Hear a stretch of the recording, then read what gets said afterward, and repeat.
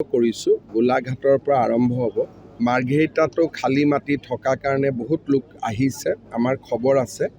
খালি সকলোবোৰ কাম আমি একেলগে ল'ব নোৱাৰোঁ। প্ৰত্যেকটো কামতে ৩-৪ মাহৰ এটা প্ৰক্ৰিয়া থাকে। সেইকাৰণে য'ত সমস্যাটো হাতৰ পৰা ওলাই যাব হৈছে তাতে আমি কৰি আছোঁ। কিন্তু মই ভাবোঁ যে এটা সময়ত আমি গোটেইখিনি মাটি উচ্ছেদৰ জৰিয়তে হওক বা আন ব্যৱস্থাৰ জৰিয়তে হওক আমি আমাৰ মাটিখিনি আমি উদ্ধাৰ কৰিব পাৰিম। খালি অলপ সহায়ো লাগিব আৰু ধৈৰ্যও লাগিব, কাৰণ এটাৰ পিছত এটাকৈ কৰি গৈ থাকিব লাগিব। মই যোৱাকালিও দৰঙত কৈছিলোঁ যে 1,00,000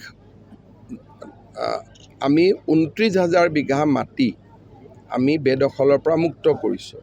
কিন্তু অসমত 29 লাখ বিঘা মাটি বেদখলকাৰীৰ হাতত আছে। এইটো এটা বহুত ডাঙৰ অংক।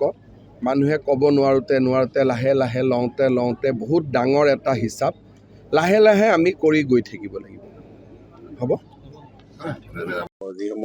আচলতে মাৰ্ঘেৰিটা বিধানসভা সমষ্টিত তদানীন্তন কংগ্ৰেছ চৰকাৰৰ দিনৰ পৰাই আজি 2 দশকৰ পৰাই কিন্তু এই যি বাংলাদেশী নাগৰিকৰ হুদ বৈছে মাৰ্ঘেৰিটা বিধানসভা সমষ্টিত বিভিন্ন প্ৰতিষ্ঠান বিভিন্ন উদ্যোগত কোকল উদ্যোগেই হওক বা ইটা ভাটাই হওক বা অন্যান্য যিবিলাক আমদানি কৰিছে এই বাংলাদেশী নাগৰিকক সেই নাগৰিকসকল আমদানি কৰাসকলকো আমি সকীয়াই দিছোঁ।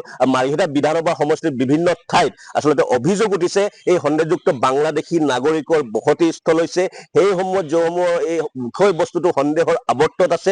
গতিকে অসম চৰকাৰ আৰু প্ৰশাসনক এই গোটেই প্ৰক্ৰিয়াটো নিৰপেক্ষ তদন্ত কৰি এক উচিত ব্যৱস্থা গ্ৰহণ কৰিবলৈ আমি দাবী উত্থাপন কৰিছিলোঁ। তাৰ সমান্তৰালভাৱে এই গোটেই বাংলাদেশী সন্দেহযুক্ত বাংলাদেশী নাগৰিকসমূহ যিসকল অভিযুক্ত হ'ব সেই অভিযুক্ত বাংলাদেশী নাগৰিকসকলক অতি শীঘ্ৰে মাৰ্ঘেৰিটা বিধানসভা সমষ্টিৰ পৰা বিতৰণ কৰিব লাগিব। অন্যথাই কিন্তু অসম জাতীয়তাবাদী যুৱ ছাত্ৰ পৰিষদে ইয়ালৈ তীব্ৰ আন্দোলন গঢ়ি তুলিবলৈ বাধ্য হ'ব। আমি বিভিন্ন সময়ত আমি ইয়াৰ তীব্ৰ বিৰোধিতা কৰি আছোঁ। তাৰ স্বত্বেও কিন্তু আজি পৰ্যন্ত এই যি বাংলাদেশীৰ যি সমস্যা সন্দেহযুক্ত নাগৰিকৰ যি সমস্যা এই সমস্যা কিন্তু আজি তাৰিখ পৰ্যন্ত সমস্যা হৈ আহিছে। কি তদানীন্তন চৰকাৰ কি শাসনস্থ চৰকাৰ সমূহ চৰকাৰে কিন্তু আজি পৰ্যন্ত এই মাৰ্ঘেৰিটাৰ যি সন্দেহযুক্ত বাংলাদেশী নাগৰিক এই নাগৰিক বিতৰণৰ ক্ষেত্ৰত কিন্তু তেখেতসকলে মৌন ব্ৰত অৱলম্বন কৰিছে।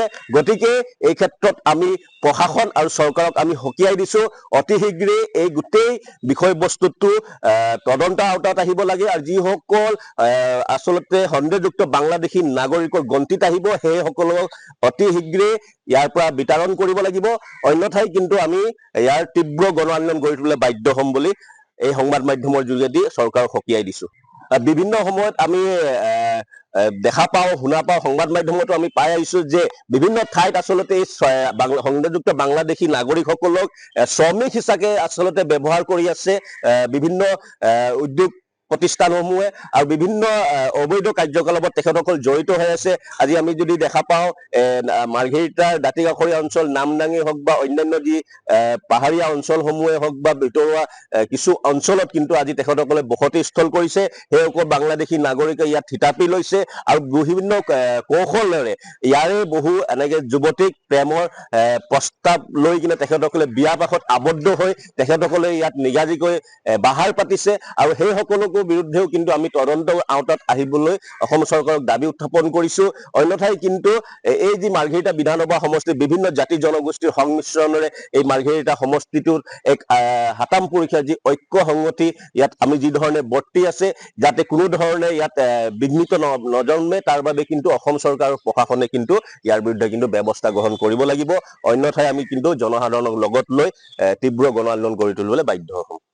যিকোনো খবৰৰ বাবে যোগাযোগ কৰক 7099017330 লগতে 7099017110 নম্বৰত।